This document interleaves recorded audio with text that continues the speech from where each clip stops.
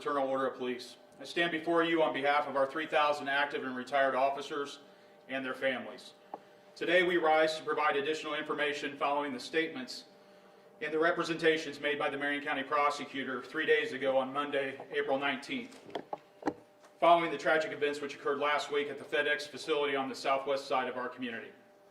As we all now know, 13 of our fellow neighbors were victims of mass violence. Tragically, 8 people lost their lives, 5 more were injured, and the suspect took his life. Our organization has learned from public statements that the suspect involved in this matter had a previous documented incident of intervention last year with the Indianapolis Metropolitan Police Department on March 3rd, 2020, in which law enforcement officers made a legally authorized immediate detention of the subject involved and seized a firearm that was present during the investigation of suicidal ideations. In fact, we are told that the threats were made to complete a suicide by cop. As such, Indianapolis law enforcement took proactive measures to make a warrantless seizure of the firearm pursuant to the Jake Laird red flag law. We have learned the necessary follow-on investigation was completed by the IMPD firearms unit, and a sworn affidavit was submitted to the Marion County Prosecutor's Office for filing with the appropriate court. In short, the police took all steps available to them to ensure lawful intervention measures were completed for the safety of the individual involved and the community at large. Subsequently, we have learned that the Marion County prosecutor failed to do his part by filing the necessary paperwork with the courts that would have triggered the hearing required under the statute. Instead, the Marion County prosecutor highlighted that his perceived shortcomings of the red flag law as a basis for his decision to not initiate court proceedings. In fact, he acknowledged that because the family had agreed to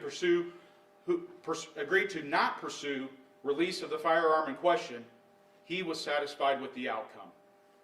Unfortunately, the lack of action by the Marion County prosecutor prevented a court hearing, which could have resulted not only in the retention of the firearm in question, but also could have prohibited the suspect from owning, renting, receiving transfer of, or possessing any other firearms.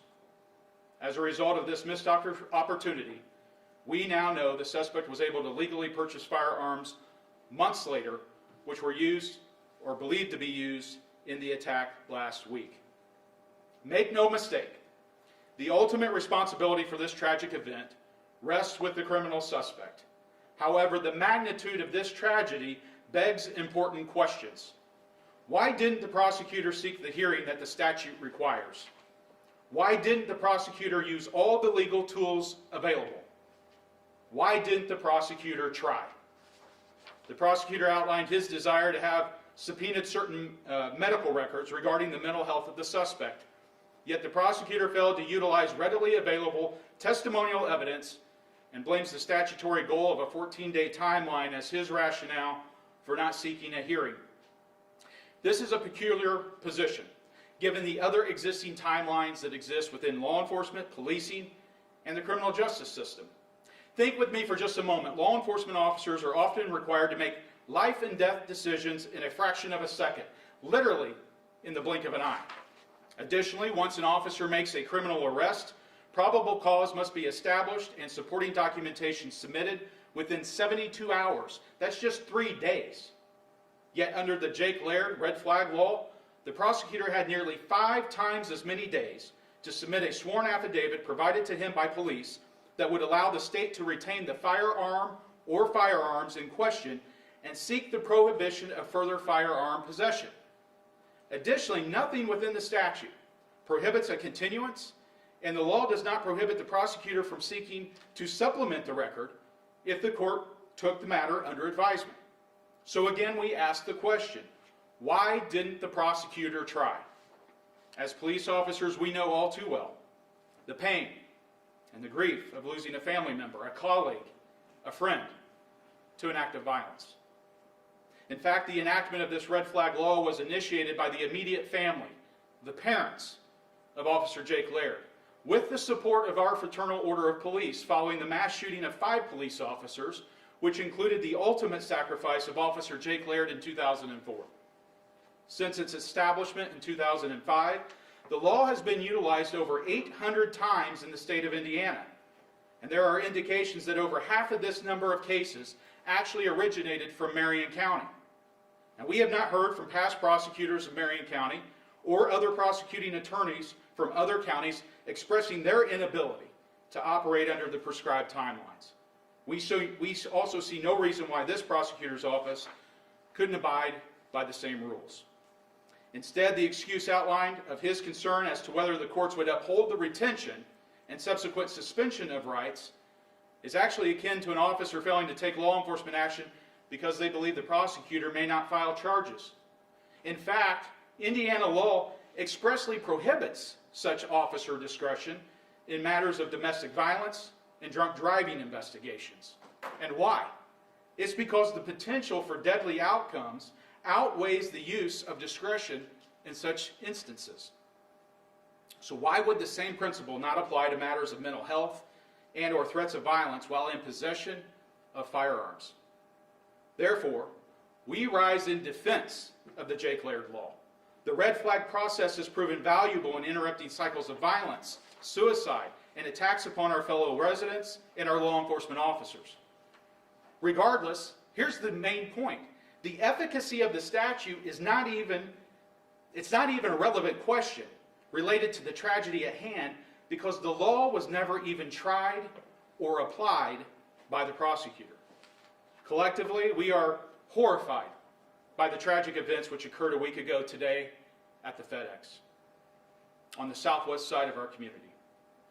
Our chief of police from IMPD, Randy Taylor, he publicly stated that the people present, including the victims, fellow employees, the responding officers, firefighters, and EMS, they all saw things that no human being should ever witness.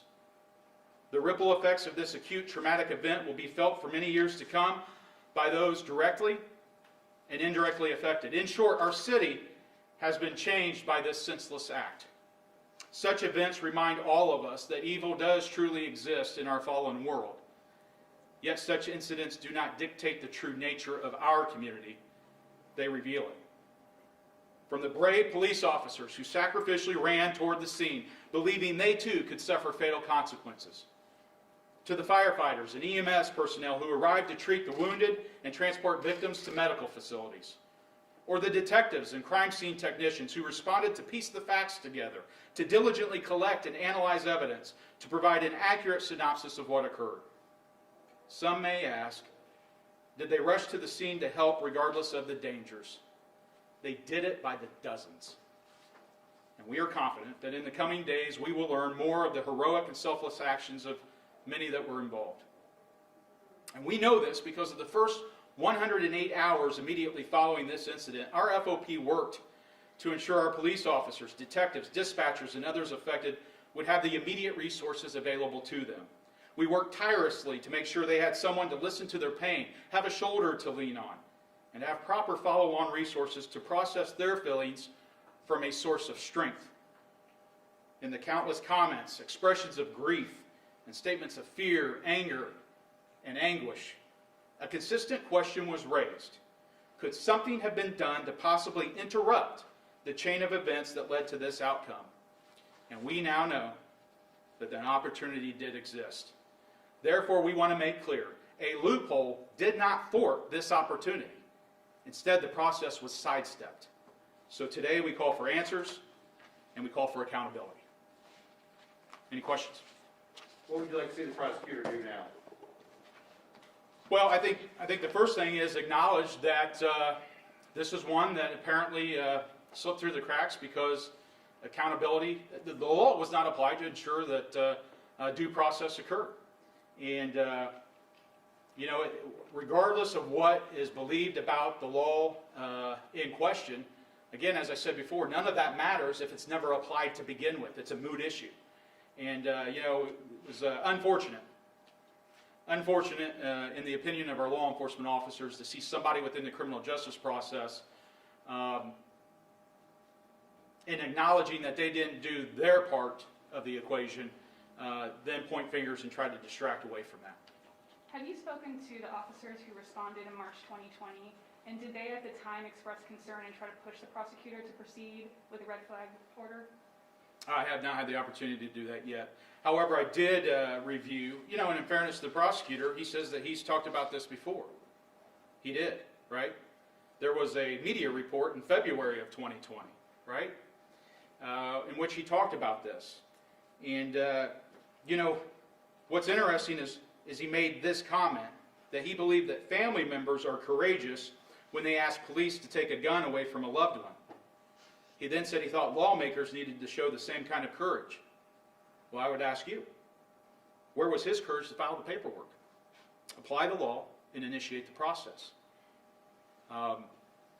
This is the whole point of having laws such as this. And it's tragic when you see someone obfuscate, not fulfill their role, and then utilize losses of life and tragedies and all these other things to then advocate a political agenda, additional changes, whatnot. Politics should have no role in this. This is about the people. Has this been an issue or a concern before where you're seeing the prosecutor's office not pursue these proceedings?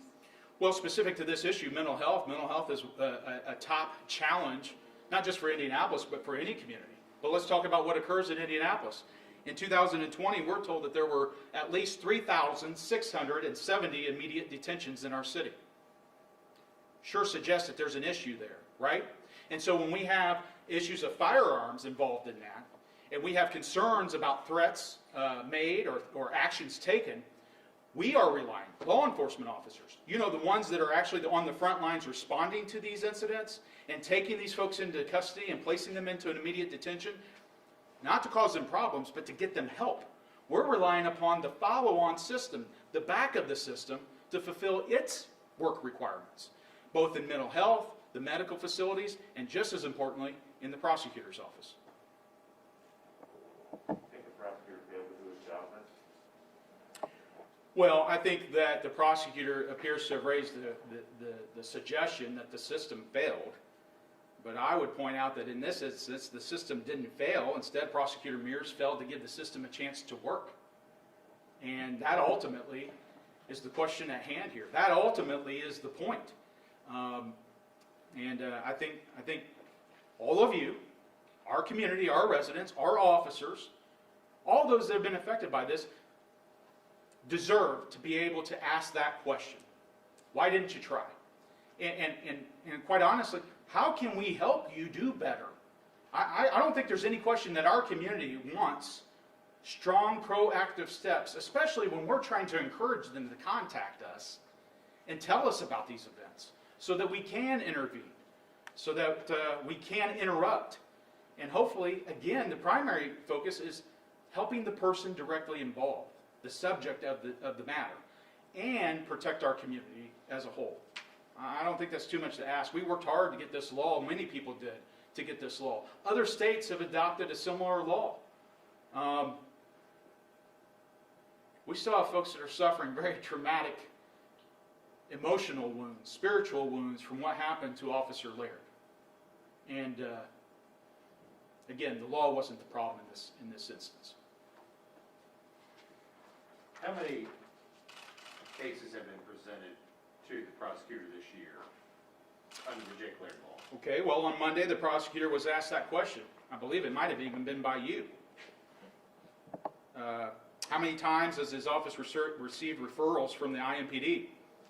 Now, when I watched it, I heard him say that he did not have those numbers readily available, but he was able to later share that in that same press conference, that his office had made 8 filings so far this year. Well, in our research, we show that the IMPD had submitted at least 45 referrals to his office so far in 2021. So if that is correct, it means that his office has tried to take full advantage of the red flag tool available to them only 18% of the time. And at times like this, why on earth would you not try harder than to get right at 2 out of every 10 of these referrals made to you actually initiated into the system? We understand you're not going to get a successful outcome if you think that the person shouldn't have. We understand that's not going to happen every single time. But one thing we know for sure is 100% of the time, they will not be on the red flag system if you don't try and get it and initiate the process and apply the law. Do those cases, those 30-some cases, need to be reviewed? Well, you know, I heard the question being asked. It was a little ironic to me, and forgive me, but I heard many questions being asked, such as, how many times does this occur? How many referrals do you receive? And then what's the adjudication, the outcomes of your work? It sounded strikingly familiar to what we have been advocating for the last 2 years, which is get the statistics, get the data, put it in a public database, and allow us to evaluate criminal justice outcomes. We have said for many years now, the system is broken, meaning this criminal justice process, because people are not ensuring accountability through the process. You know, if nothing else, maybe this is a good place to start. Let's start on these mental health referrals related to the Jake Laird law, and then let's proceed and look at other things such as our homicides, non-fatal shootings, and stabbings to review those prior criminal histories and determine if truly one or both parties could not or would not have been there had they been held accountable for prior bad acts. This demonstrates the value of that. So just to clarify, statistically, we're not sure how effective this law is at preventing future violence? Well, I would not stipulate to that. I think science and research has shown that they are effective. They are extremely effective, and it's been demonstrated, especially as it relates to suicides. It's a great suicide prevention tool. And then, you know, the challenge that you're always going to find in acts of violence, right, is, we've been saying this, it's an issue of the heart. It's human violence. It's difficult to predict, and it's difficult to just know when something is going to happen, right? So your whole goal has to be to educate the public, take steps to prevent violent actions from occurring, and then when necessary, ensure that we've got strong intervention that is available and that occurs, and then in doing so, we will build trust and respect with our community and receive the collaboration of them to call, report this, report when their family member is struggling with a mental health, addiction issue, whatever the case may be, especially when firearms or other weapons are involved. I don't think anyone would contend that not taking this step makes things better. The prosecutor has said that the 14-day time frame that he's working with to file the red flag isn't enough time to gather medical records and things of that nature. Your response to that? Well, as I said in my comments, there's nothing that prohibits the prosecutor from seeking a continuance and the opportunity to get those additional medical records. But just as importantly, there's nothing that prevents the prosecutor from utilizing the testimonial narratives that are available to them, the witness statements, the statements of the officers, the observations, and the evidence. Quite frankly, just like every other criminal investigation that we deal with. And so, remember what I said, a regular criminal investigation, you only have 3 days. You only have 3 days to make that filing and provide that information. How are we doing that every other day of the year, but somehow whoever cannot get it done in 15 days? I think that is a red herring. I think it's a distraction. And quite frankly, I don't think it's an excuse that many people buy.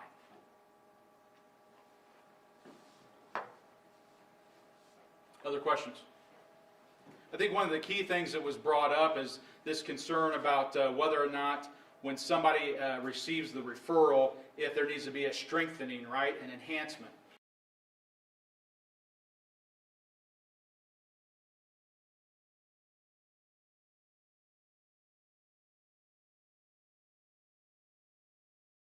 Unsafe, dangerous person in possession of the firearm, that they could be prevented through this process from purchasing another firearm. That was House Enrolled Act 1651. It actually enhanced the crime if you provided a firearm to a prohibited person, and it strengthened the law and made it a level 5 felony. So steps have been taken, but even our state office holders have publicly agreed that the law was never used in this instance. That is the key salient point. So no enhancements will make a difference in the law if it is intentionally sidestepped. Do you believe, and I know you say some of these details are moot because the law wasn't pursued, but do you believe in that 14-day time frame, should that person, while they're awaiting proceedings, still have access to or be able to buy new guns? Yeah, you know, you heard one of the comments being made is that it's too short and too narrow of a time frame to get the work done. Well, remember, the whole premise by that is to expedite the process so that if the person is deemed by the court not to be of sound mind, right, or is too dangerous to be in possession of the firearm, they can immediately get them onto the list. That's the whole point in that. So everybody needs to work diligently in an expeditious manner to get it done. Recognizing again that if further information is deemed necessary, there are the outlets and the opportunities to do that. I think the ultimate question is you still have to ensure due process for folks, right? I think we would all agree on that. Otherwise, you would say that you would make prejudgments like that on other criminal matters. But here again, I'm not aware of the prosecuting attorney's council beating the doors down at the state legislature to get these timelines changed. That's the group that represents our local prosecutors, like Prosecutor Mears. So I haven't heard it. I checked just as recently as today to see if anything had been filed this legislative session. And to key people I talked about, they're not aware of any such bill being filed this legislative session.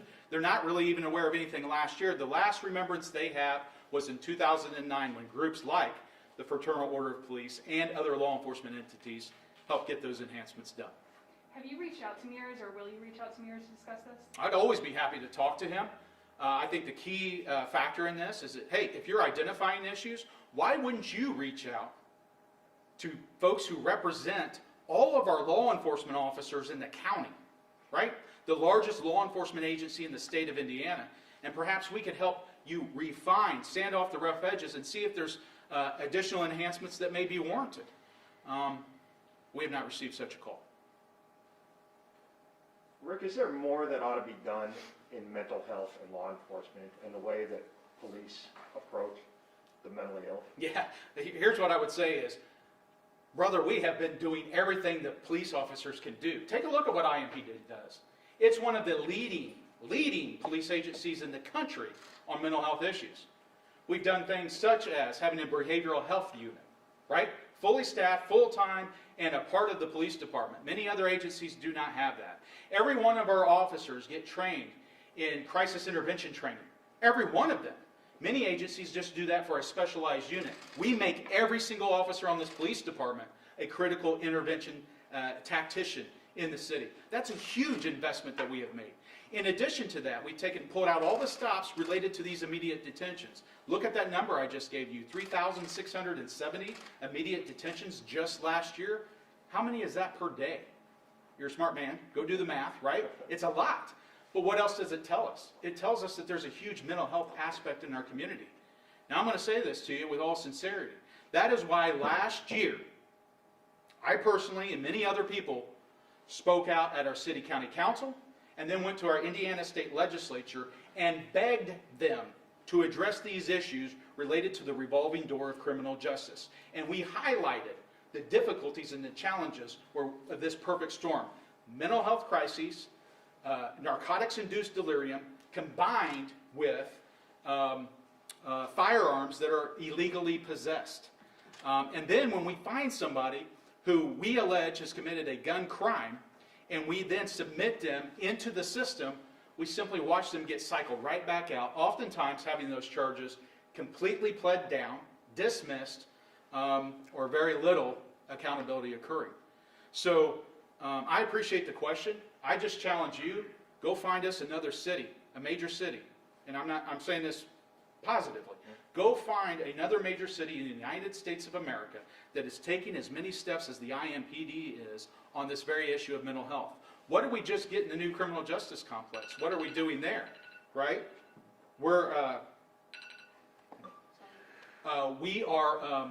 We have a diversion capability in place where if our officers identify that, listen, even though perhaps even a minor crime, misdemeanor may have occurred here, but we're definitely convinced it's a mental health related issue, rather than cycling that person into incarceration, we're trying to get them into alternative placement so that their medical needs can be addressed.